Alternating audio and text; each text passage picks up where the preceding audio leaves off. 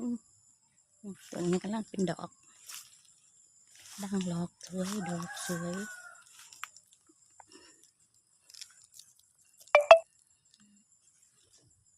ดอกกำลังงาม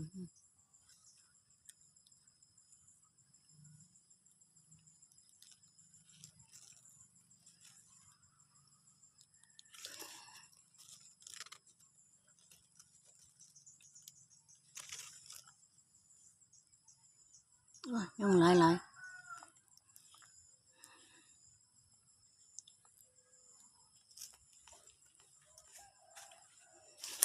ันบีประกังไปกินกับลาบเนื้อปลาแยบย่างไตเป็นสมุนไพรจะขมอำลำ